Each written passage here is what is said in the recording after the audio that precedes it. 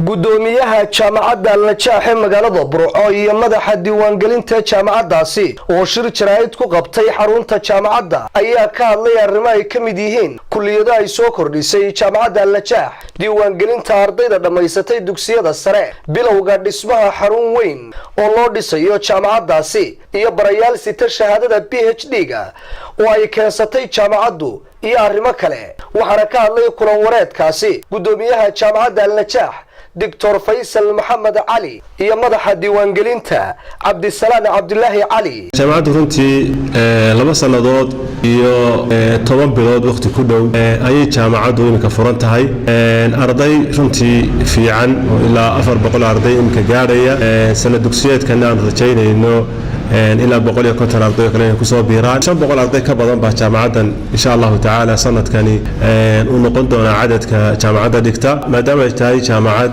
خيري waxay mar walba jeceshahay caadana ka dhigatay wixii uu qabsoomay bulshada soo bandhigto. jaamacadda waxa uu qabsoomay bixamdillah maadaama jaamacaddu markay kira ku jirto waxay bilowday oo shaqadii ay socotaa kambaska ay lahaan lahayd jaamacaddu biidnillahi tacaala. kambaskaas waa kambas weyn kuna filan doona insha Allah tacaala soddonka sanadood soo socda biidnillahi tacaala. marka waa arrin u qabsoomay bulshada muslimiinta ah ee jaamacaddan warkeedu uu gaarana aanu ka rajaynayno in ay jaamacadda ku xisaabtamaan akaademiga ee caalamku yaqaano. marka laga hadlayo jaamacadda iyo dhigaalkeeda jaamacadda kaliya ilaa imika intaan ognahay ku taagan nidaam sax ah. tan waxa uu daliila jaamacadda yar ee kooban ee dhowrka sanadood jirta in ay maanta wax ka dhigaan 8 PhD oo xaqiiqi ah oo la og yahay inay darajada PhD-ga haystaan ay wax ka dhigaan oo 5 ka mid waliba ay yihiin wadanka Suudaan iyo Yemen ay ka yimaadeen.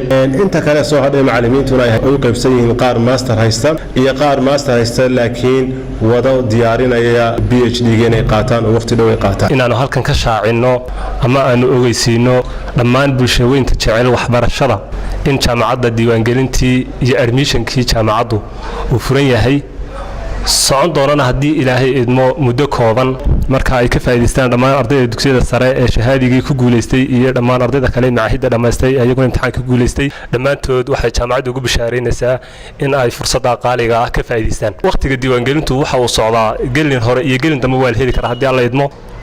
kuliyadaha jaamacaddu hayso waxaa ka mid ah kuliyadda shareecada kuwii hore bixin jirtay, kuliyadda luqadda carabiga ah ka mid ah kuliyadda tarbiyada ama educationka, waxa kaloo ka mid ah diploma caali ama high diploma oo isaguna educationka ama tarbiyada. intaas waa kuliyadii hore jaamacaddu bixin jirtay. sanadkan jaamacaddu waxay idin haysaa oo ku bushaareenaysaa dhammaan inay soo kordhisay kuliyado cusub. waxaa ka mid ah kuliyadda quraanka kariimka, kuliyadda dhaqaalaha islaamka, kuliyadda afafka iyo waxa weeyaan warbaahinta. dhammaan barnaamijyada ka hadlay inta badan waa digri. Ali Daahir Maxamed Boos, TV Universal, Burco.